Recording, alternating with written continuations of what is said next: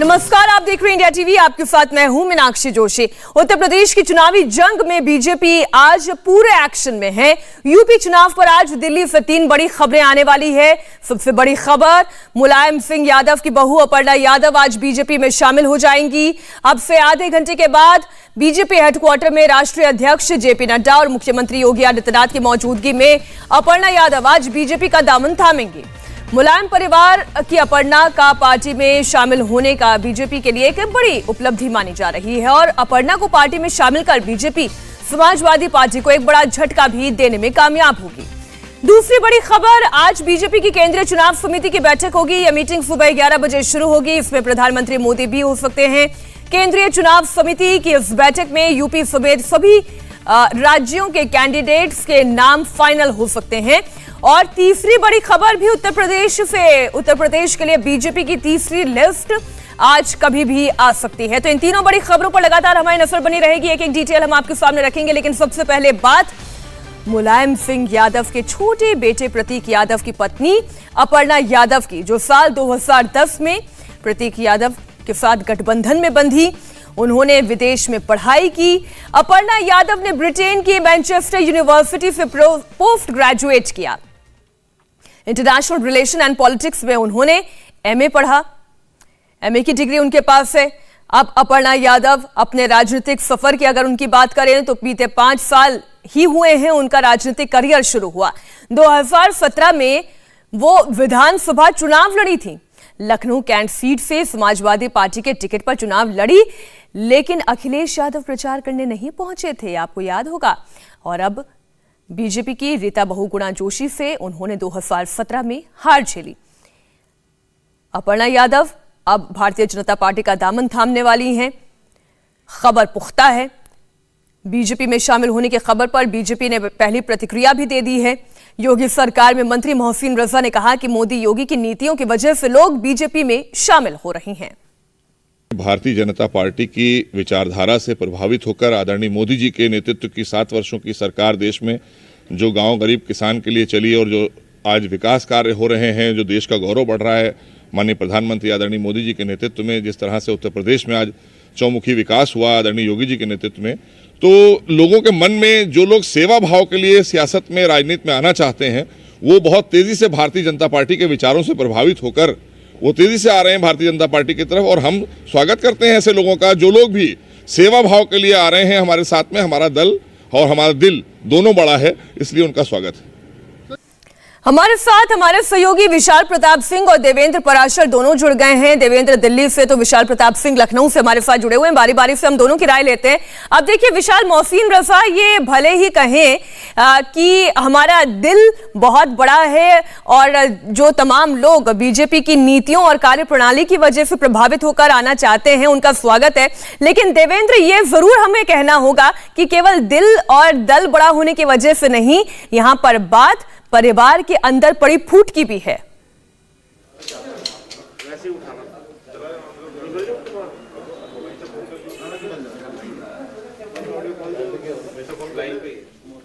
विशाल,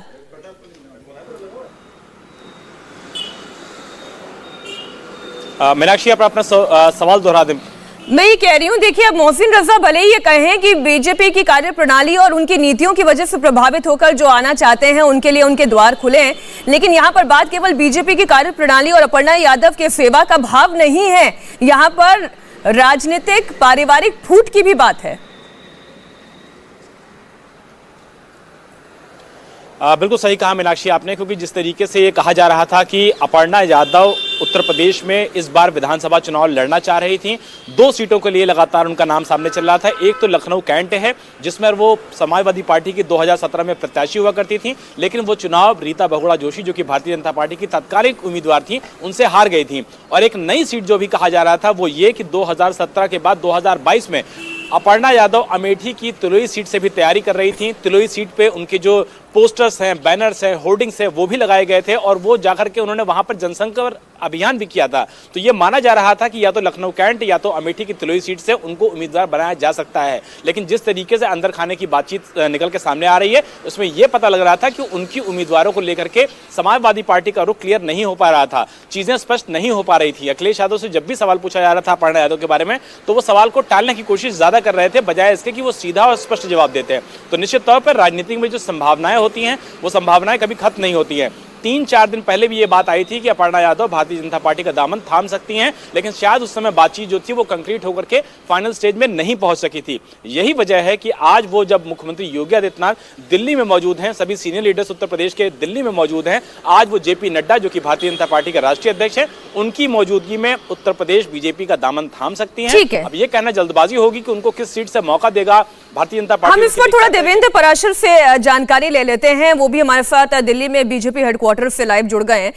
अब देवेंद्र, वो चुनाव कहां से लड़ेंगे? क्योंकि अगर लखनऊ कैंट उनकी पहली पसंद है, तो रीता बहुगुणा जोशी अपने बेटे के लिए भी तो वहीं से पिच कर रही हैं।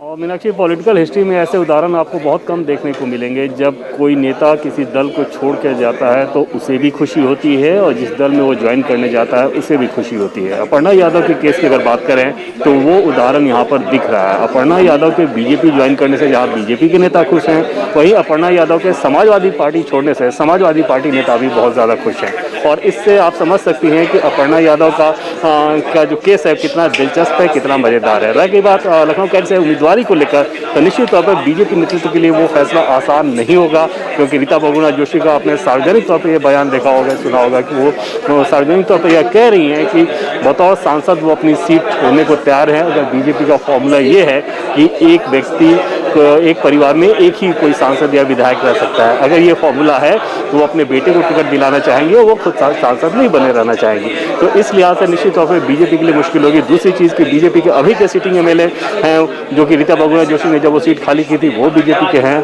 अब अपर्णा यादव भी कैंडिडेचर को लेकर आ रही हैं, तो इसमें जब आप पार्टी के इंफॉर्मेशन का जो सेक्शन है वहाँ से अभी कुछ खास जानकारी सामने नहीं आ पा रही है। और एक और सीट के बारे में थोड़ा सा आपसे जानकारी चाहते हैं देवेंद्र। जो अभी विशाल ने कहा कि अमेठी की तिलोई सीट से भी वो अपने आप को पिच करने की कोशिश कर रही थी अपर्णा यादव, और वहां पे 1-2 दौरा भी कर लिया था, पोस्टर भी लगा लिया था। बीजेपी के लिए अमेठी की तिलोई सीट क्या एक अच्छी सीट हो सकती है अपर्णा यादव के लिए? अपर्णा यादव जब अमेठी जा रही थी, और न सिर्फ जा रही थी बल्कि वहां जाकर केंद्रीय मंत्री और बीजेपी की वहां की सांसद स्मृति ईरानी के खिलाफ खूब निशाना साध रही थी। और बार बार जब स्मृति ईरानी के खिलाफ बोल रही थी तब ये माना जा रहा था कि अमेठी में अपना ग्राउंड तैयार कर रही है और इसलिए इतनी बार यहाँ पे आ रही है और केंद्रीय मंत्री स्मृति ईरानी पर निशाना साध रही हैं। अब ऐसे में क्या स्मृति ईरानी ये चाहेंगी कि उनको वहाँ से उम्मीदवारी दिलाई जाए? ये पेचीदा चीज़ रहेगा। और जब पार्टी में एक बार इस पर गहन मंथन होगा, क्योंकि 2 दिन पहले तक पार्टी के एक बड़े नेता से हम लोगों ने इस बात पर जब पूछा था तब ये कहना था कि अभी सिर्फ उनकी ज्वाइनिंग को लेकर बातचीत हो रही है, उनका उपयोग कैसे किया जाएगा, उनको कहाँ से चुनाव लड़ा जाएगा, पार्टी ने इस पर अभी मंथन नहीं किया है। तो जाहिर तौर पर एक बार जब इस मसले पर मंथन हो जाएगा उसके बाद ही हम जानकारी साझा कर पाएंगे। अच्छा विशाल, एक तस्वीर जो है लगातार हमारे दर्शकों को हम दिखा रहे हैं कि कुछ समानताएं अपर्णा यादव में ऐसी हैं जो बीजेपी को सूट करती हैं। अब जैसे वो गौशालाओं की तस्वीर दिखाना, योगी आदित्यनाथ के साथ उनकी मुलाकात होना, योगी आदित्यनाथ का उन गौशालाओं तक पहुंचना जो अपर्णा यादव मैनेज करती हैं, जिसकी देखरेख वो करती हैं, तो मतलब बिहेवियरल और जो पॉस्चरिंग है उसके हिसाब से भी अपर्णा यादव के लिए बीजेपी सूट करती है। क्या ऐसा एक जनमानस में भाव है?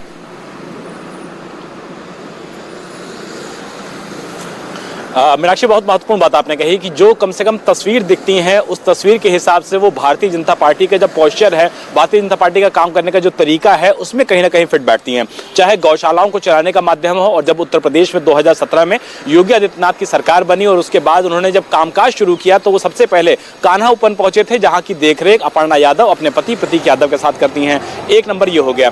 दूसरी बात ये हो गई कि विचारधारा की जब भी बात होती है तो वो भारतीय जनता पार्टी के सुर में सुर मिलाकर के बातचीत करती हैं, प्रधानमंत्री नरेंद्र मोदी की तारीफ करती हैं। और जब समाजवादी पार्टी के अध्यक्ष अखिलेश यादव बीजेपी की वैक्सीन कहते हैं वैक्सीन को, तो निश्चित तौर पर इस बात को लेकर के भी वो गतिरोध करती हैं, अपनी तरफ से जो मुखर स्वर है वो बुलंद करती हैं और कहती हैं कि ये बीजेपी की वैक्सीन नहीं है, ये भारतीय वैज्ञानिकों की वैक्सीन है। तो उन्होंने कहीं ना कहीं अपनी बातों से भी, अपनी विचारधारा से भी, अपनी पोस्चर से भी और अपनी एक्टिविटीज से भी हमेशा भारतीय जनता पार्टी के इर्द गिर्द ही अपना जो ताना बाना है वो बुना है। तो इसलिए अगर भारतीय जनता पार्टी में वो शामिल हो रही हैं तो उनको एडजस्ट करने में भारतीय जनता पार्टी के माहौल को बहुत ज्यादा दिक्कत नहीं होगी, क्योंकि जिस तरीके से उनका बिहेवियर रहा है, जिस तरीके से वो समाजवादी पार्टी के लिए कई बार स्पॉयलर्स की भूमिका में रही हैं, तो भारतीय जनता पार्टी के लिए उनको अडॉप्ट करना निश्चित तौर पर बहुत ज्यादा संकट की बात नहीं रहेगी। लेकिन जिस कैंट सीट की अभी आप बात कर रही थी, अमेठी की तिलोई सीट की आप बात कर रही थी मीनाक्षी, दोनों ही सीट में अपर्णा यादव को अकोमोडेट कैसे भारतीय जनता पार्टी करेगी, ये देखना खासा दिलचस्प होगा। लेकिन अब एक और लड़ाई की देखिए, मैं एक और संभावना आपके सामने रखती हूँ विशाल। अब क्या ये अपर्णा यादव वर्सेस अखिलेश यादव की कोई बड़ी पॉलिटिकल लड़ाई की पिक्चर और ये संभावना भी नजर आती है? क्या आजमगढ़ जाकर भी अपर्णा यादव अखिलेश यादव के खिलाफ लड़ सकती हैं? क्या यह संभावना भी है? देखिए, ये तो पार्टी को, निश्चित तौर पर भारतीय जनता पार्टी को तय करना है कि अपर्णा यादव कहां से चुनाव लड़ेंगी और अगर लड़ेंगी तो किस तरीके से लड़ेंगी, या संगठन का काम देखेंगी। हालांकि जो हमारे सूत्र हमको बता रहे हैं, जैसे कि हमारे वरिष्ठ सहयोगी भी देवेंद्र भी बोल रहे थे कि अपर्णा यादव को कहां से लड़ाना है या क्या काम देना है, क्या दायित्व सौंपना है, ये तो भारतीय जनता पार्टी तय करेगी। लेकिन आजमगढ़ जाकर के अपर्णा यादव अखिलेश यादव जो कि उनके पारिवारिक सदस्य हैं, निश्चित तौर पर उनके खिलाफ चुनाव लड़ें, इसकी संभावना कम से कम आज के टाइम में बहुत ज्यादा कम महसूस होती है। क्योंकि अखिलेश यादव अपने अगर आजमगढ़ से भी लड़ते हैं, मैनपुरी से भी लड़ते हैं, तो निश्चित तौर पर चुनाव जीतना उनके लिए बहुत ज्यादा टफ नहीं रहेगा। लेकिन अगर अपर्णा यादव वहां पहुंचती हैं तो निश्चित तौर पर अखिलेश यादव के लिए जो पोजीशन है वो बहुत ज्यादा ऑकवर्ड हो जाएगी। लेकिन अपर्णा यादव भी नहीं चाहेंगी कि लगातार दूसरा विधानसभा चुनाव वो हारें, क्योंकि कोई भी नेता चुनाव जब लड़ता है और इस कैडर का लड़ता है तो वो चुनाव हारने के लिए नहीं लड़ता है, हमेशा जीतने के लिए लड़ता है, आगे बढ़ने के लिए। लड़ाई जो है वो सदन के अंदर दिखाई दे, वो ज्यादा बेहतर दिखाई देगी। ये लड़ाई ज्यादा दिलचस्प तब होगी जब एक तरफ अखिलेश यादव और एक तरफ अपर्णा यादव होंगे और ये तस्वीर सदन की होगी। देवेंद्र और विशाल, आप दोनों मेरे साथ बने रहिएगा। आज की एक और बड़ी खबर है, समाजवादी पार्टी के अध्यक्ष अखिलेश यादव विधानसभा चुनाव लड़ेंगे। अखिलेश यादव पहली बार विधानसभा चुनाव लड़ेंगे। जब वो उत्तर प्रदेश के मुख्यमंत्री थे तो विधान परिषद के सदस्य थे। उत्तर प्रदेश के सीएम योगी आदित्यनाथ को बीजेपी ने गोरखपुर शहर से उम्मीदवार बनाया है। योगी पहली बार असेंबली इलेक्शन लड़ रहे हैं। उसके बाद अखिलेश यादव के भी विधानसभा चुनाव लड़ने के कयास लगाए जा रहे थे और अब अखिलेश यादव के चुनाव लड़ने की खबर आई है। अभी आजमगढ़ से लोकसभा सांसद हैं अखिलेश यादव, तो इंतजार हमें इस बात का भी करना होगा कि ऑफिशियल अनाउंसमेंट कब होता है, लेकिन संभावना पूरी नजर आ रही है। अब अखिलेश यादव कहां से चुनाव लड़ेंगे इसका ऐलान तो नहीं हुआ, लेकिन 3 सीटें ऐसी हैं जिस पर हमें चर्चा करनी चाहिए। वो 3 सीटें हैं मुलायम फैमिली के गढ़ की। इटावा जिले की जसवंत नगर सीट से मुलायम सिंह यादव 7 बार विधायक रहे।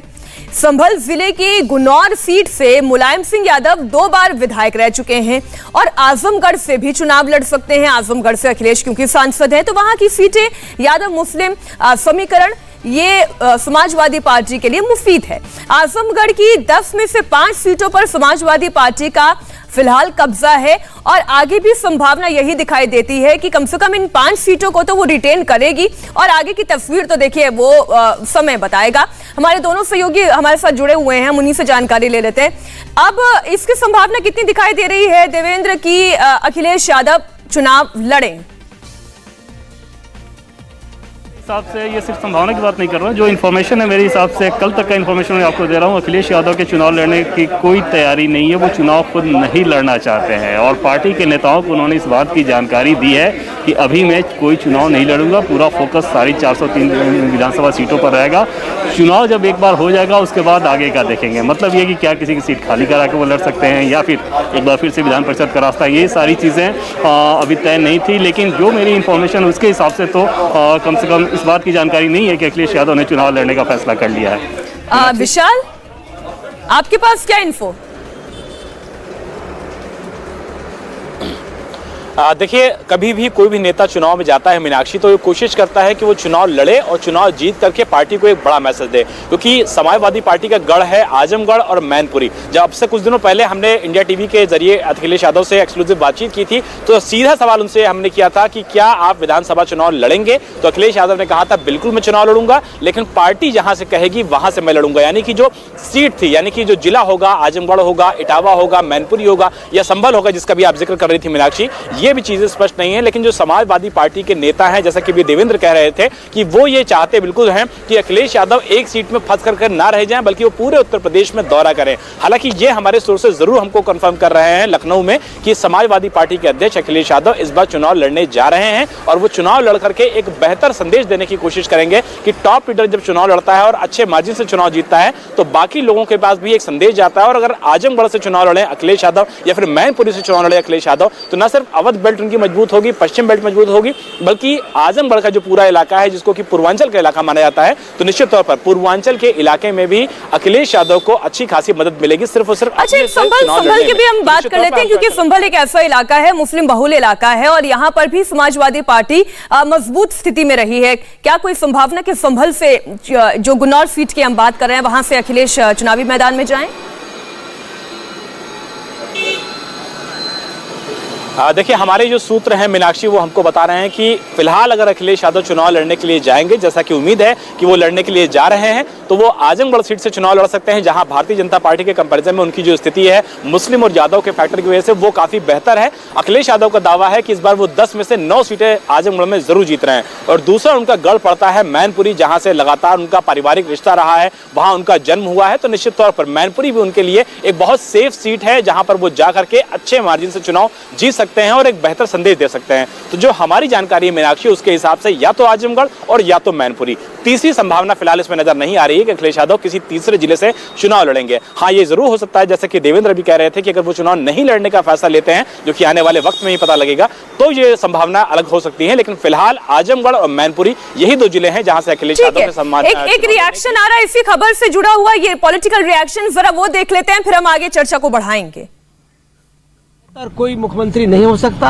जनता का भरोसा श्री अखिलेश यादव जी पर है।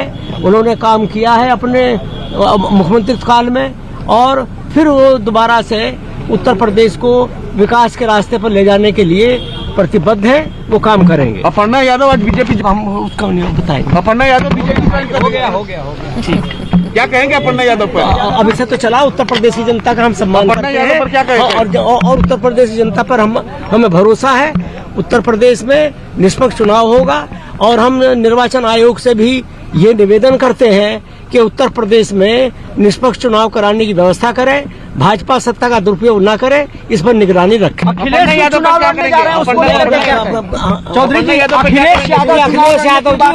श्री अखिलेश यादव जी उत्तर प्रदेश के मुख्यमंत्री बनने जा रहे हैं। चुनाव लड़ने की बात आ रही है कि वो चुनाव लड़ेंगे? तो कह रहा हूँ, अब तो 10 मार्च को फैसला हो जाएगा, उत्तर प्रदेश के मुख्यमंत्री बनने जा रहे हैं। अखिलेश यादव कहाँ से लड़ेंगे चुनाव? तो देखिए, जितने सवाल खुद को सूट करते हैं उतने का ही जवाब नेता देते। राजेंद्र चौधरी जो समाजवादी पार्टी के प्रवक्ता हैं, उन्होंने ना इस बात का जवाब दिया कि अखिलेश यादव चुनाव लड़ रहे हैं या नहीं लड़ रहे हैं, ना उन्होंने अपर्णा यादव को लेकर किसी भी सवाल का जवाब दिया। बस इतना कहा कि अखिलेश यादव मुख्यमंत्री बनने वाले हैं। इंडिया टीवी हर वक्त हर जगह डाउनलोड करने के लिए सर्च करें India TV news Google play store या ऐप स्टोर पर।